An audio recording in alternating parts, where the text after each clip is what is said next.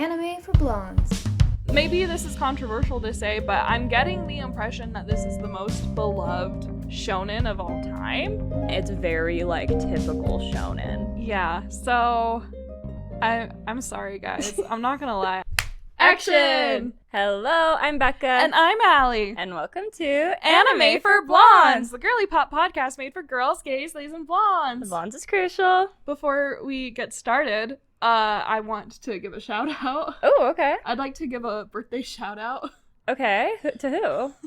Oh, okay. Yes, go on. So, in case you guys didn't know, I am a lads player, Love in Deep Space, and my main is Xavier, and today is his birthday. Yay. So, I just wanted to shout him out. That's my fictional soulmate. It's not Xavier? No, it's just Xavier? It's Xavier. Wow. Actually, the people who say Xavier piss me off. Oh. Like, what do you mean you're gonna main Xavier, and then you're gonna call him Xavier? Yeah, I mean, that is annoying if does he pronounce his name Xavier? Okay. Yeah. He says his name a lot. Okay. He introduces himself. Anyways, so yeah, that's my fictional soulmate, and so I just had to give him a little shout out. Shout out to all the lads players Yeah, out shout there. out to all the lads players. I know you're listening. I know we've got some listening. We've got followers. Definitely. We got some lads players out there. Yeah, and I love you all. Yes. My community. Yes, you are welcome here. Gays, theys, and lads players. Yes! Girls, gays, theys, and lads players. Exactly. And you know what? I think a lads player is going to be all three, probably. or has a higher chance. Okay. Is one of those three. Okay. Yeah. Okay. And today, what we're here to discuss... What you guys have been waiting for, honestly. I'm sure, because everyone seems to love this show. I can't get people to shut up about this show, I feel like. I can't get my family to shut up about this show. Yeah. Your family being... Taylor, your being my boyfriend. Yeah. Probably the most... Maybe this is controversial to say, but I'm getting the impression that this is the most beloved shonen of all time. Based on maybe just like right now, because it's so fresh. Like, it's so in the ether that the movie just came out. Maybe we're just feeling that way because of that. Maybe. Today we're talking about Demon Slayer. Yes, if you didn't guess it from all of that. From the title. Oh, we always spoil it for you guys. I know. One of these days we're not gonna spoil it in the title. That would be fun. That would be. Guess what anime we're talking about? We recap a mystery. Yeah, we're gonna talk about just the plot, and you have to guess what it is. That'd be that fun. Might be actually. Fun. Okay, we're cooking on that, you guys. Okay. We always get our best ideas after we've had like one shot's worth. Literally. Okay.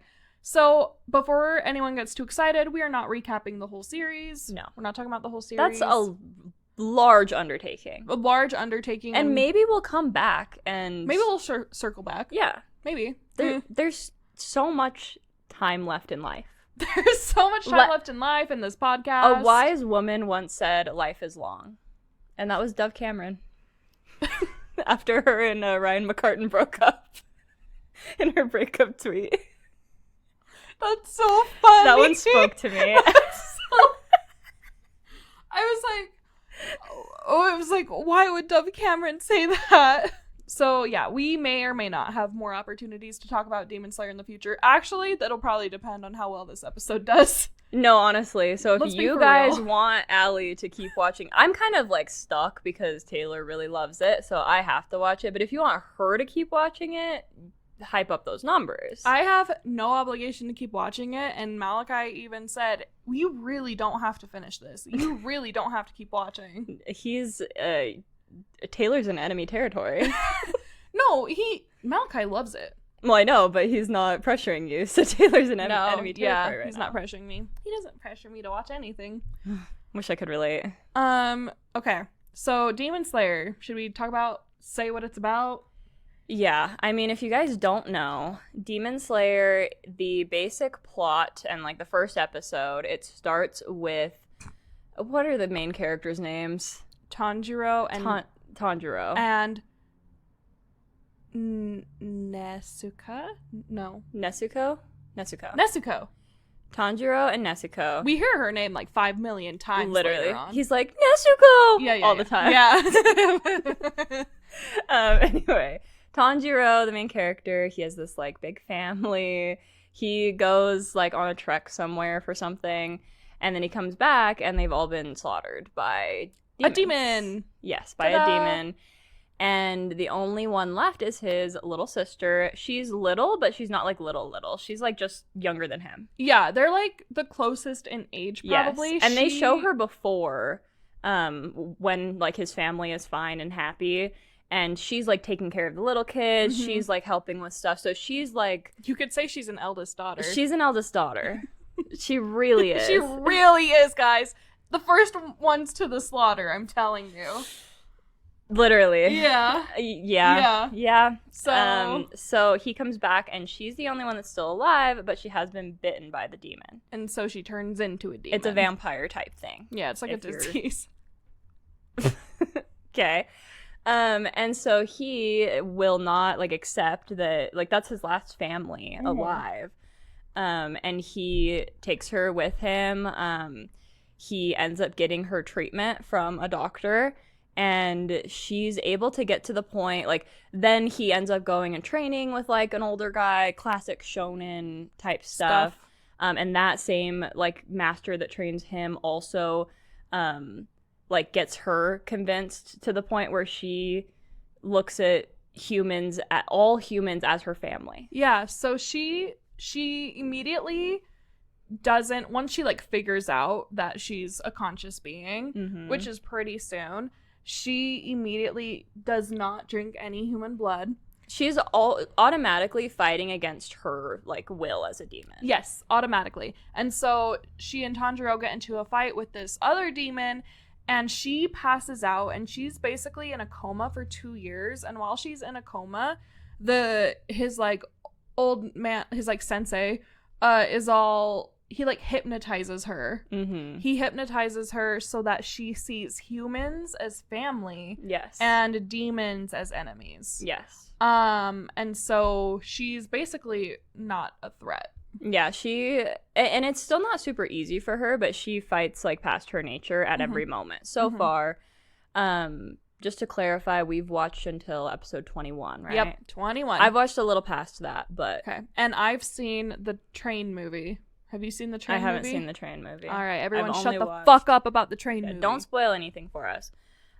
Basically, we have both watched until the point, and this... So I watched until this point, and then that's when it really started to click for me, and that's when I recommended she watch until.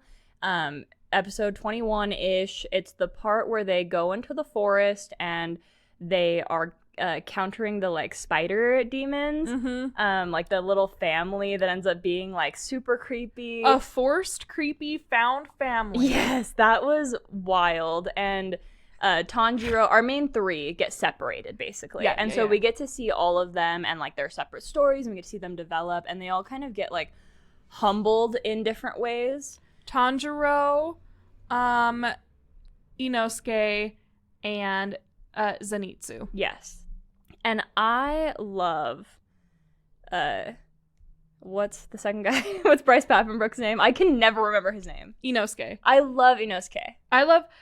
Okay, when he showed up, finally, oh my god. I know. I was like, he started going, blah, blah, blah, blah, blah, and I was like, thank God. No. Thank God. Okay, and it's funny because to me, I was annoyed by him right off the bat. And then I just started to love him because here's the thing that I love that, like, really clicked for me with this show is... I love that it gives us different like beats with the different characters. We get the more emotional with Zenitsu. We get the more like the comedy and like the more fun aspect with Inosuke. Inosuke. I don't know. I do not know why that will not click in my brain. I have to ask Taylor every single time we watch it. I'm like, what's his name again? I knew that name before I knew Tanjiro's name. See, Zenitsu, I had that one. Like, I got that one down, but Inosuke, I cannot get that one. Inosuke. You can just say Bryce Papenbrook. Literally, Bryce Papenbrook. We just call him Bryce. Like we always do. Yeah. No, but he gives you the comedic relief. Yeah, and also the like classical like I'm gonna be the strongest. Like his first resort is always like he's like, I'm stronger than you, and he's like yeah. angry, and then with Tanjiro, we get that, like, heroic, like, you get the heroic music, and it gets so, like, serious and everything whenever he's on. And I love that they can easily swap between those, and they do. And I love that this show, I think the thing that makes people love the show so much is that they really play with your emotions in that way. Like, they switch between those feelings drastically, where you'll be laughing and be like, this is such a stupid show, and then it'll get super serious and, like, emotional, and you're like, this is crazy. And then I love, like, knowing that, like, we haven't fully gotten to this point yet, but it tells me in my mind that we're gonna get to see juxtaposition of that. Yeah. We're gonna get to see Inosuke be emotional and serious and heroic. He's gonna get his hero moment, like Tanjiro. And it's just really fun that we are gonna be able to get to see that, and that's why that arc made it really click for me. And I do feel like up until then, it's very, like, typical shonen. Yeah, so I'm sorry, guys. I'm not gonna lie. I struggled so much with this one. So originally, the deal I made with your boyfriend was he watched 13 episodes of a show that I liked. So I would watch 13 episodes of Demon Slayer. And then we decided to do it for the podcast, and so obviously I kept going.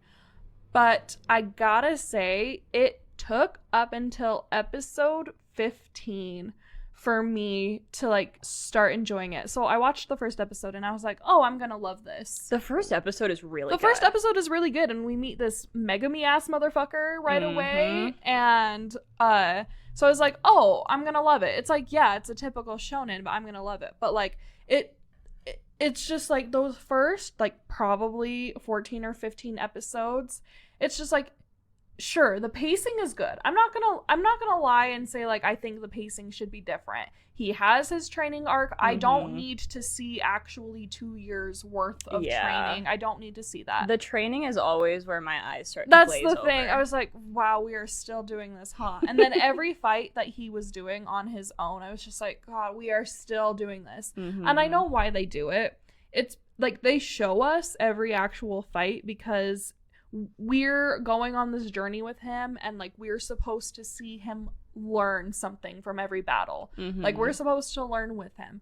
I get it. It's intentional, but for me, it was just really exhausting. The first time I saw something that made me, like, a little, like, interested was when we meet Michael Jackson, final boss, in the city. I don't remember him. Really? That was probably, like, long enough ago for me that I don't remember that. So the guy who probably killed his family, he hypothesizes based on scent, but he's got a white hat and a suit. Tanjiro says his name a bunch. He's, like, the demon that's in charge of all the other demons, and they're not allowed to talk to each other about him. Okay. So, like, he picks up on his scent, like, almost immediately when he gets to Tokyo, and I was like, oh, we're being introduced to the final boss already? That's kind of fucking weird. But then we get to him, and he's got a little girl in his arms and a wife. Oh, I do remember this. And I was like, I was gagged. I was like, oh, so he's just using this, like, random child and woman as, like, cover, right? But he talks to them kind of in private later, and he sends them in a cab, and he's like, I'm sorry, Daddy has to work. Like, you guys be good. I'll catch up with you later. And I was like, does this demon final boss dead ass have, like, an actual family?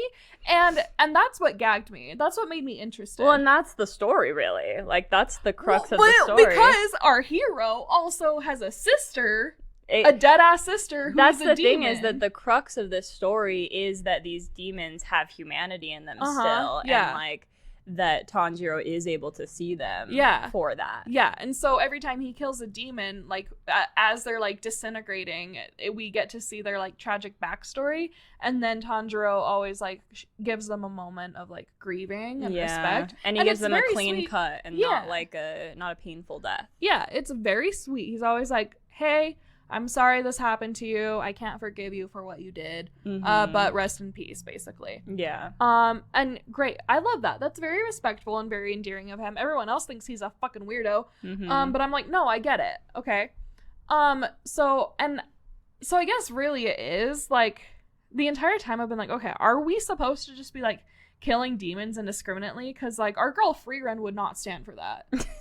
True. Our girl Freerun would beat the shit out of him for doing that. Yeah. And so I wasn't able to tell if that's what's going on. If it's like, no, they just make you think that they have like these That's other the thing. sides to them. Are these free run demons or are these different No, demons? they're not free run demons. They're demon slayer demons. So they were all once, I think, human. I think that is the thing. And then like in a moment of like crazy anger or grief or something, they transform into demons, or a demon bites them and gives them their blood, and a vampire, blah blah blah. That is a theme in a lot of anime, is people being really sad or like having a moment of like, I feel like it's a theme in anime of and I wonder if it's like representative of Japanese society or something. I don't know, I'm just making this up, but that like emotions take on a physical form. Yeah, so that is like, because that's Jujutsu Kaisen. Yeah, that's Jujutsu Kaisen. And like, it is in like a lot of other things too. Yeah, so I think that is just lore. But Dan.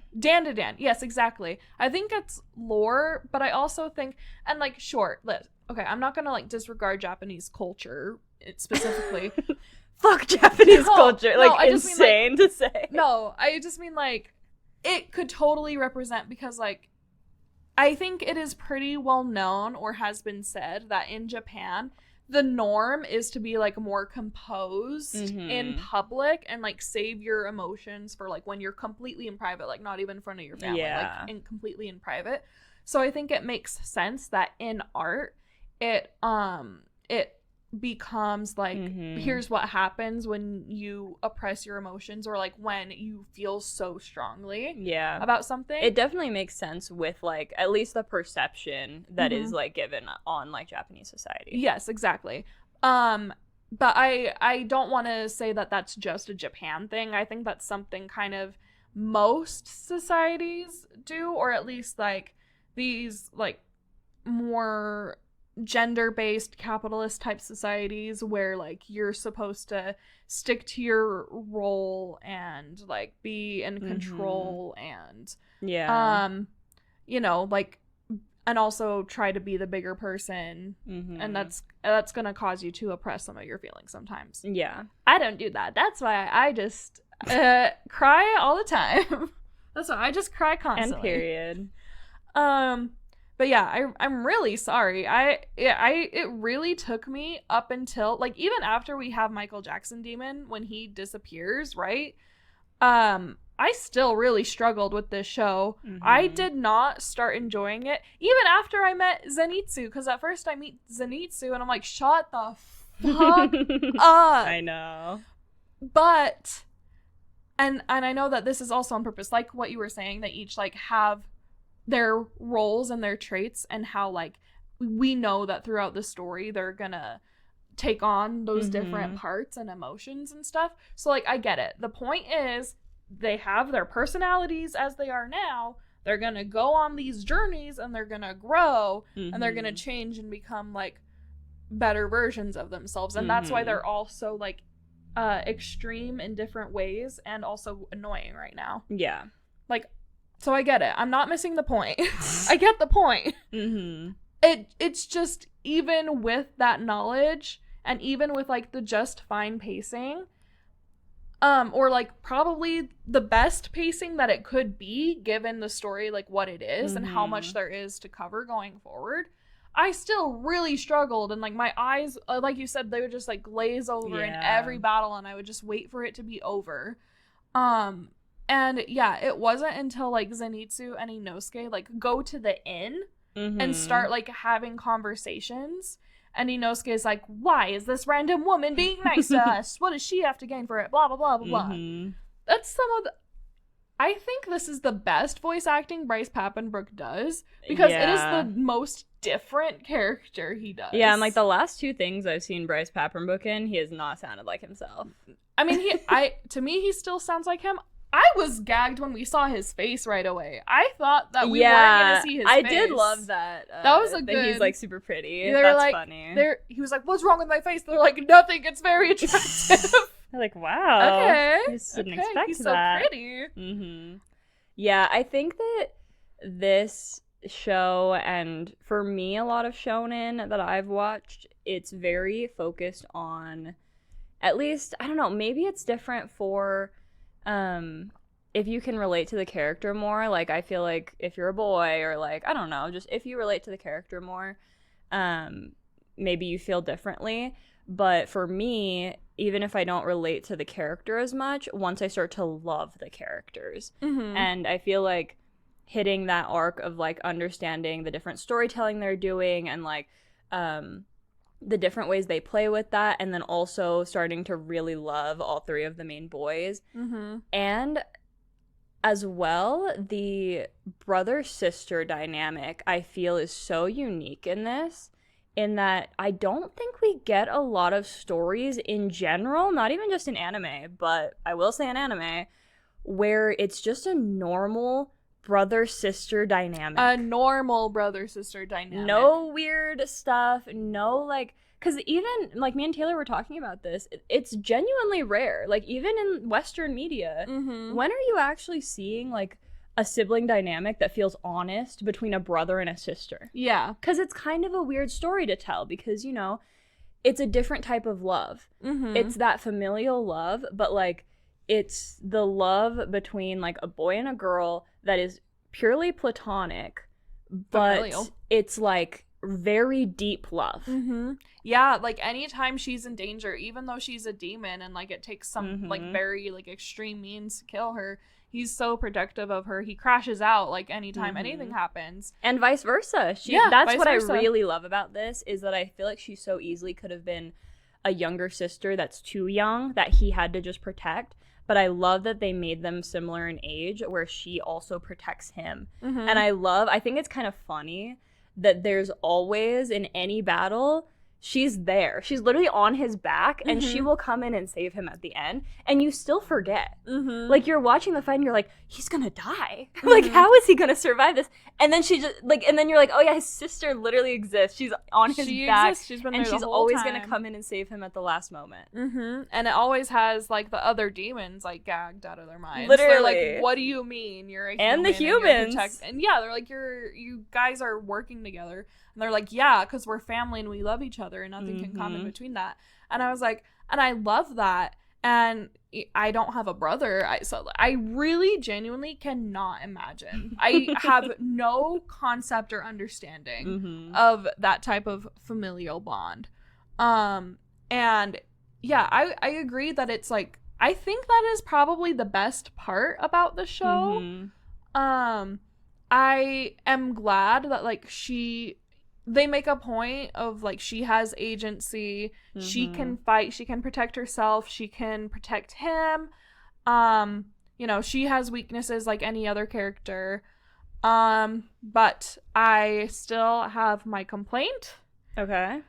Or my complaints and my criticism, and I don't mean this to, like, say that the author is sexist or anything. I don't think the show is trying to make some kind of, like, misogynist point at all. There are just some things that my brain could not help but notice that were kind of driving me crazy. Okay. So, but, like, with Nezuko. Okay. Like, yes, she's a demon, but we already know she has no intention of drinking human blood or killing anyone. You know, even if she struggles with it, but, like, she was, like, fresh out the demon womb or whatever. Fresh out the demon slammer. Yeah, fresh out the demon slammer, and, like, and was not gagged and didn't, you know, kill anybody. And then on top of that, she had her, like, rest and everything, and got hypnotized. So basically, my complaint with her is just that she is not a threat, but she's still, like, bound with a muzzle, and she doesn't talk. Like, anytime, like, I think it was only once or twice that we had her inner monologue, and so we heard the voice actress, like, actually get to speak. And I was like, love this voice, wish we got to hear it more often, because it's like, to me it seems like the muzzle is kind of unnecessary. and like doesn't really serve a purpose, except it maybe looks kind of cool, and it's just like cool, like, ooh, she's a demon, we gotta keep her muzzled. But like, I think she's already kind of proven that like she's not gonna kill anybody. I feel like I get that, but I will say I do think she's different than other demons in that she is having to interact and prove that she's safe to a lot of non-demons and demon slayers specifically very often. And so I think that having that, even if it's like not actually necessary, is just a good like symbol. Yeah, Malachi to like have said that it's for him it feels more like a symbolic, like she's choosing to restrain herself so that other people feel more comfortable. That like it kind of feels to me like it's more for other people than like specifically for her. Like because she doesn't actually need it. But like so when you stop, what was the last thing that you watched? They were brought to the he woke up and then they were staring at like Rengoku and the other what are they called? I can't remember. You guys know what we're talking about. They're the they're like the most powerful demons, like 8 of them. Demon or something. hunters. I don't know. Yeah, demon hunters. So from there, like, they have a problem with it. And so she has to prove herself. And I feel like that makes me kind of see it. Like, seeing that, I'm like, okay, people are going to question her. And if she, like, on top of people vouching for her and her, like, obviously refraining from killing the people that are questioning her, having that just would be a little extra sense of safety. Yeah. I do wonder, though, if we will see more of her talking as time goes on. Eventually, I'm sure that's going to be like I know, a big character moment. Like, on t-shirts and stuff, she's still wearing She's always got it. I don't know if that's just, like, her look, or if she does wear that forever, like, what the deal is going to be there, but... I'm confident in saying eventually it will come off, and she will speak more. I mean, it definitely, like, we can't ignore that shonen in general is just male focused. And yes, that's fine. And so that's the thing. And I'm sorry, I have 2 other things, but I'll make it really fast. First, I can't help but notice that the girls who die get way more brutal deaths, and I have 3 examples right off the bat than the boy examples that they're paired with. Okay. So, the 2 kids. Did you know that the 2 kids in masks were ghosts the whole time? No, and I knew it the whole time. The 2 kids that the old guy trained who went to fight the arm demon. Oh, yes. Yeah, I did. Yeah. Oh, okay. So when we've taken such breaks in between like sections of watching this, so like I'm having to remember. And I'm probably struggling because I binged this in a matter of days. And we all know how the binge goes. It is a struggle. So the arm demon said he just like took off the boy's head, but then he tore that girl apart limb from limb, and like they showed like her shadow basically like being like ripped apart. The second time was the Michael Jackson demon when he killed these 2 humans in an alley. And what threw me off was it seemed like he was just going to leave them alone. He was just going to go about his business. And then the guy was fucking around and he found out. He just slams him against a wall and his skull cracks and he dies. The girl, he terrorizes her. He like sticks her with demon poison and like makes her skin turn purple and explode. Okay. And then the third example is almost right after that. This arrow, this demon with arrows and his sister with like a kickball. Tanjiro just beheads him and then he like turns into dust. So it goes. But the sister she gets cursed by that super cool demon doctor lady, and accidentally curses herself by saying the name of the Michael Jackson demon that they're forbidden from saying. And so she triggers a curse where limbs come out of her and tear her open from the inside out. Ugh. And that's how she dies. And all of these happen within the first like 11 episodes. So it was very easy for me to notice. I was like, I just could not help but notice that the girls were getting way more brutal deaths. And they do that in horror movies too. Like in horror movies, there's almost always going to be more male deaths. But the girl deaths that we get are always way more brutal. And I'm not saying that like the author is sexist or doing it on purpose or anything. It's just like, it's something that I noticed, and I was wondering if anyone else noticed it or if it bothered anybody, because all of that paired with a character that I technically haven't met yet, but I know about from, again, existing in the world, who's supposed to be this, like, example of peak masculinity and is, like, the person that everybody looks up to. Okay. And just, like, aspects of his character and his relationships.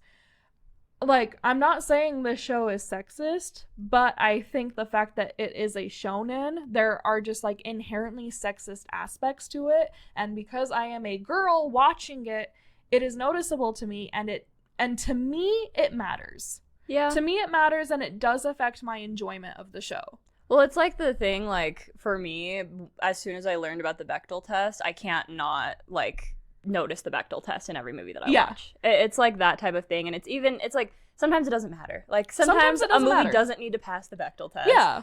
But you always are going to notice it, and I do think it's worth bringing up. And if you guys have a reason that actually makes complete sense why those deaths happen like that, please let us know in the comments. Yeah. Because people often do have reasons that we miss. Yeah, there are some things in shows that are very crucial and important to the characters that we just may not understand. Exactly. So if this is one of those things, please tell me. Again, this is just the first 21 episodes, and I binged it. And it is a classic shonen. It is done very well. Yes. It is done very well. I think it might be like a perfect example of a classic shonen. It is so shonen. Uh-huh. Did you have any other? No, that was all. That was all.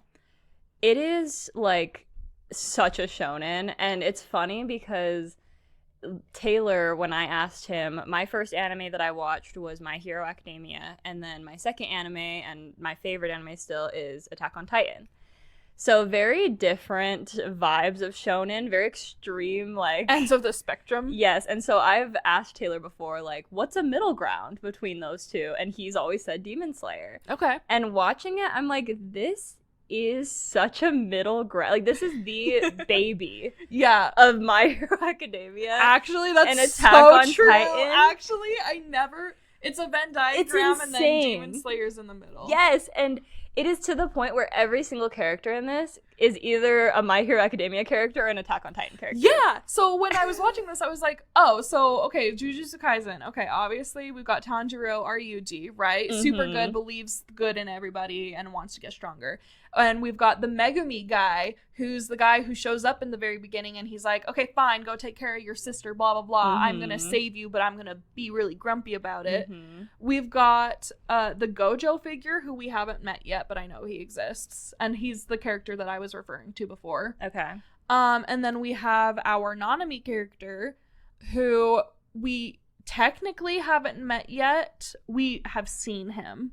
Or you probably have actually, like, met him. You've probably heard him speak. I don't know who you're talking about. Rengoku. I'm talking about Rengoku. He's, like, our Nanami character. I don't know the characters well enough to know who that is. Okay, great.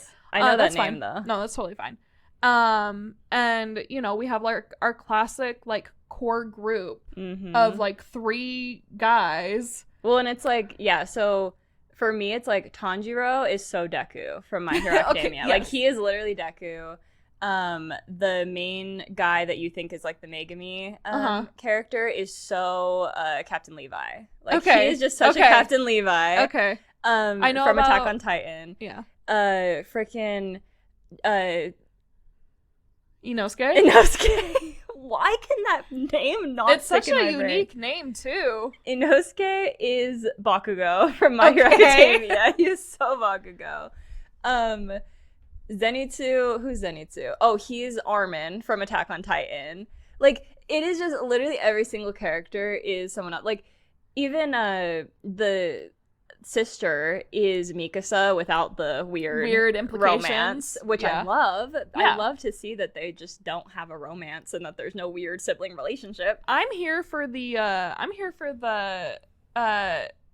Nezuko and I love that Zenitsu. Okay, Zenitsu, he won me over because you know what? He's like, I want to be brave. I want to be brave so bad, but I'm just like so scared and I just cry all the time. And I was like, come to think of it, I do love me a man who cries. Come to think of it. And like, I love like a character who is just like so in love and obsessed and like does anything for the girl that he loves. And like, annoying and like silly as he is right now, like she is his number. just the fact that she's up on the mountain in the like final arc is the thing that gets him to go up the mountain, and he's just there looking for her and screaming for her. She hasn't said a goddamn word to this boy, but he's like, she's the cutest person I've ever seen in my life, and I don't care that she's a demon. I am going to win her love, and I'm going to be there for her, and I'm going to protect her. And it doesn't hurt that he's voiced by Alex Lee.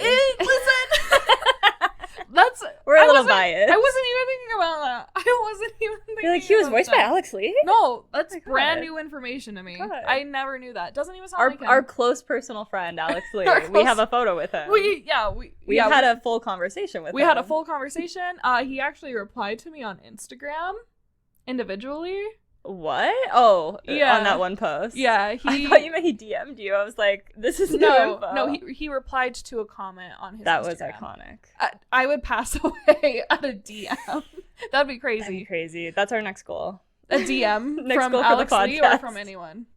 Alex Lee specifically. I'll take Bryce. I'll take Bryce Papenbrook too. I'll take Bryce. I'll take Christina V. Oh yeah, for sure. Okay, last thing I have to say, this isn't really Demon Slayer related. It is Demon Slayer related, but it's like, because me and Taylor were having this discussion about it being such a like, every character is like another character from a shonen. Yeah, you said he felt strongly about this. So we started having this discussion about Jujutsu Kaisen in relation to this, and you said Yuji is the Tanjiro. Mm-hmm. Here's my argument, is that... Are you about to say right now that he's Megami? No. Okay. I think that Yuji is an example, maybe the only example, of a main character in an anime that just is not popular. Like, Yuji... Think for a second about the, like, t-shirts and merch that is made. Is Yuji ever on it, or is it Sukuna? It's always... Or is it Gojo? It's always Sukuna. If Yuji's on it, if it's Yuji, he's in it's a group. Sukuna. It's in a... Exactly. Yeah. That's the thing, is Yuji is the only that I can think of with my anime knowledge, like, shonen main guy, where he's not... Like, I didn't even know he existed before I watched this show. You had no idea that he was a character. And here's where me and Taylor jumped off. Okay. Because obviously Gojo is, like, the main guy. Yeah. And the story is, like, the Gojo Geto story. Before you watch Jujutsu Kaisen, that's what you know Gojo about. Geto. You know about the Gojo Geto. That's what the edits are about. That's what everything is for Jujutsu Kaisen. And then you start watching, you're like, who the heck is this Yuji guy? Mm-hmm.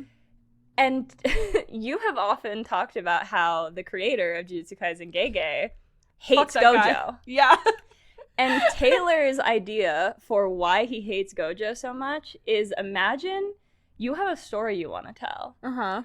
And then at some point in the story, kind of a side story, takes off and creates a world of its own where people are like, no, we want that story. Mm-hmm. We don't want your current story. We want that story. Give us more of that story. Uh-huh. Imagine how mad you would be. I would be pissed.